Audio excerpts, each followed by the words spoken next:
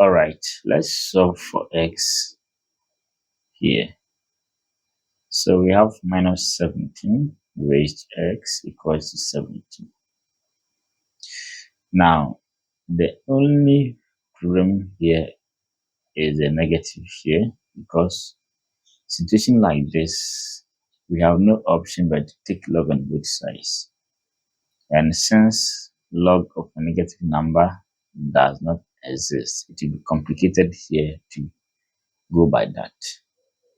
But with the help of Euler's identity, okay, we can proceed with this. Now, when we have e raised to iota pi plus 1 equal to 0, the same as e raised to iota pi equals negative 1. So it means we can manipulate this one and do substitution. Okay. So without wasting time, I can say negative 1 times 17 raised to x equals to 17. So let's check this. So in place of this, and put this one there. So we have e raised to I pi times 17 raised to x equals to 17. So 17 times this one will be 17 e raised iota pi all raised to x equals to 17. Perfect. Now, there is no negative here again, so we can proceed and take log on both sides. So let's take natural log on both sides. Have 17 e raised to iota pi equals to.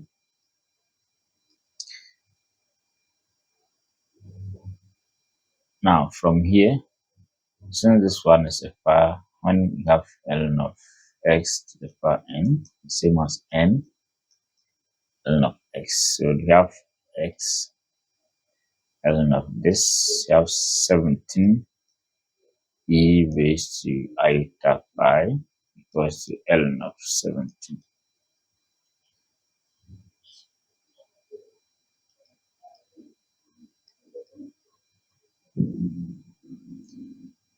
Now, from here, we can treat this one as product rule.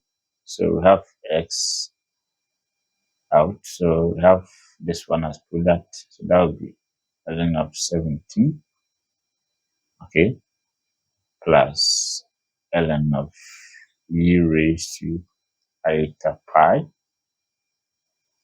Let me close it here. Equals to ln of 17. So this one is a power rule again.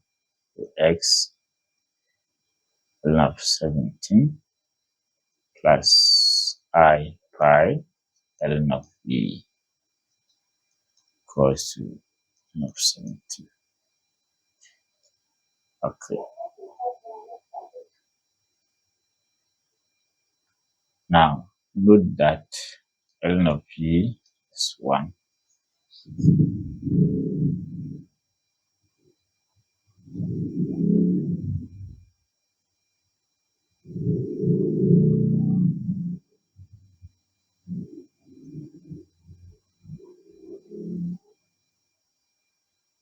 So this side will go, we'll leave with I pi. So I can proceed with x when we have ln of 17 plus I pi equals to ln of 17. Remember, we have I, so sorry, we have x. You can divide both sides by that.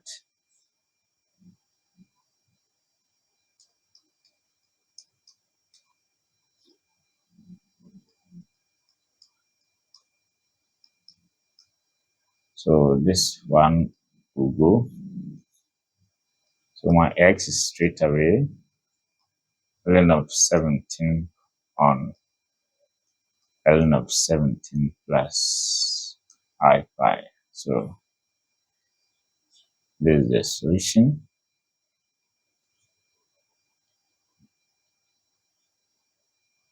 So we have the solution here. All right, so that's just